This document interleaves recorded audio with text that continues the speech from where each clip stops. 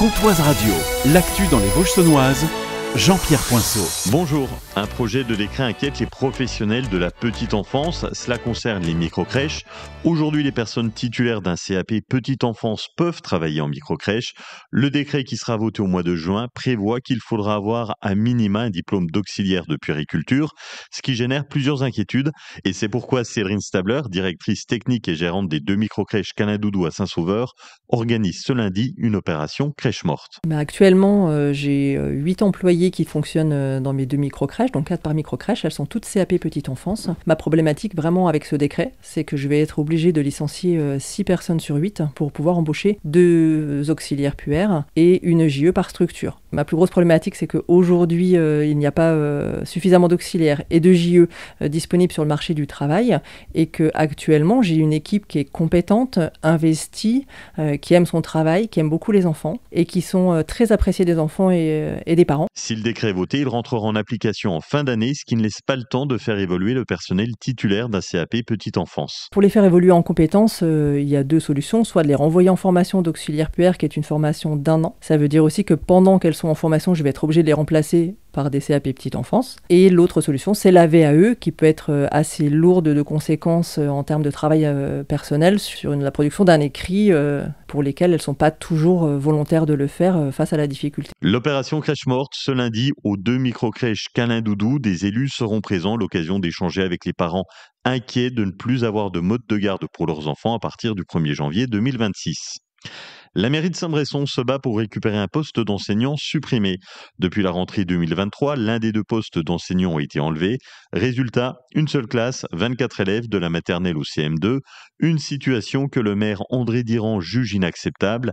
Il a saisi la justice administrative pour contester la décision du rectorat, justifiant un manque de concertation et une atteinte à la qualité de l'enseignement en zone rurale. Selon lui, cette suppression va à l'encontre des politiques d'aménagement du territoire et complique l'apprentissage des enfants. Du côté de l'Éducation nationale, la rapporteure publique estime que la loi a été respectée. Pas d'obligation d'informer la mairie pour une simple suppression de poste. Le jugement est attendu mi-février. Tel père, tel fils, ce binôme a été condamné à 4 et 6 mois de prison ferme pour un vol commis entre octobre 2021 et janvier 2022 à Ronchamp. Leur cible, un garage contenant une caravane, un cyclomoteur, du matériel de jardinage et des outils. Les enquêteurs ont remonté la piste jusqu'au fils, bien connu de la justice, 23 mentions sur son casier judiciaire. Son père, lui, en compte 16. Leur défense, ils assurent que le propriétaire du garage leur avait donné son accord avant son décès, impossible à vérifier. Le tribunal a tranché, vol en réunion et dans un local de stockage, mais pas d'effraction prouvée. Verdict, prison ferme pour les 2 hommes déjà incarcérés pour d'autres faits. À Saint-Loup-sur-Semouse, la municipalité finance 25% de vos travaux de rénovation de façade, jusqu'à un maximum de 2 000 € net par habitation. Sont concernées les façades côté rue, les justificatifs et factures sont à fournir en mairie. Le but, embellir la ville de Saint-Loup. Le premier forum des métiers de bouche Savoure ton avenir s'est déroulé hier à la filature de Ronchamp. Un succès pour Karine Rossi de la mission locale de Lure-Luxeuil-Champagné. On est satisfait. On a eu ce matin 260 scolaires, des jeunes collégiens venant du département de la Haute-Saône.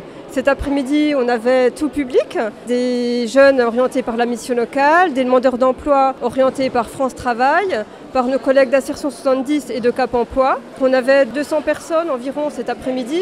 Avec tous les exposants, ça représente environ 600 personnes sur la journée. Dans les partenaires, Virginie Tisserand, conseillère entreprise chez Ocapiat, c'est l'opérateur de compétences dans les domaines de l'agriculture et l'agroalimentaire.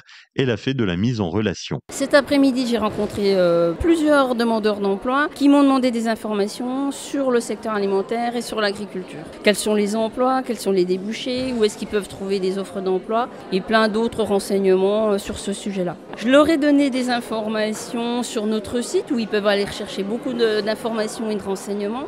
Je leur ai donné aussi des renseignements sur nos partenaires. Je les ai mis en contact avec un autre OPCO qui était là aussi présent, avec qui on travaille assez régulièrement, l'OPCO EP, et d'autres partenaires, commission locale ou Pôle emploi. En sport, ça joue ce samedi handball en National 3. Les Lurons se déplacent à l'extérieur contre l'équipe de Dole. Match serré et important entre le 6e et le 8e. En pré-national, samedi 20h30 au gymnase des Meurises, les Luxoviennes reçoivent le pays de Montbéliard. La météo, de la grisaille et du froid avec de 5 à 6 degrés. 5 à Plombières, Fougerolles et Saint-Loup, 5 à Lure, Andornay et Luxeuil, 5 à Franchevel, Sceaux et Saint-Sauveur, 6 degrés à Vesoul. Ce week-end, samedi, du soleil avec de 5 à 7 degrés au maximum. Et puis dimanche, des températures négatives au réveil, 6 degrés au meilleur de la journée avec du soleil. Bon week-end sur Comtoise Radio.